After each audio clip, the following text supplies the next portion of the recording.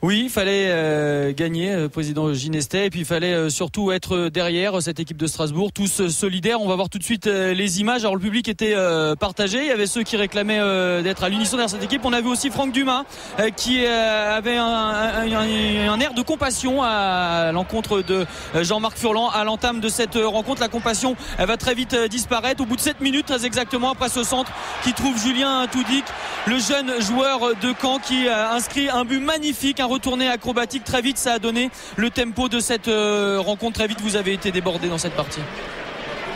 Oui, bon, je dois dire ce soir c'est très difficile pour tous ceux qui aiment le Racing, pour son public, ses supporters, et c'est un moment très difficile, d'autant plus que les autres résultats étaient plutôt favorables, donc on aurait pu encore avoir l'espoir, mais on n'a pas été capable de gagner à domicile. Donc finalement on a ce qu'on mérite. Et 5 minutes après, alors les Canets qui vont doubler la mise. Là c'est l'illustration de la malchance dont vous avez souvent fait preuve. C'est le 3e but contre son camp, inscrit par un joueur strasbourgeois, c'est Dos Santos qui avait repris ce ballon. Et contrairement à ce qu'on pouvait penser, Strasbourg n'est pas enfoncé à ce moment-là. C'est au contraire à ce moment-là que les joueurs vont réagir et réduire la marque grâce à Kevin Gamero. On est à la 23e minute de cette rencontre. Tout va assez vite dans cette première période. On sent quand même les Canets un cran au-dessus. En fait ils récitent leur gamme, les Canets, comme ici Ange Barr qui sert Johan Gouffran pour son 10e but de la saison.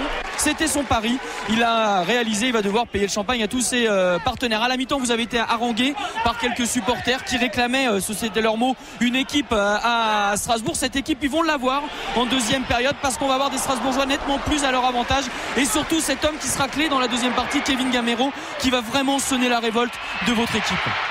Oui, Kevin est un joueur merveilleux qui n'a pas eu la récompense qu'il mérite, et bon, il a marqué ce soir, mais il fait une saison exceptionnelle, et c'est vraiment un garçon qui a un avenir très prometteur.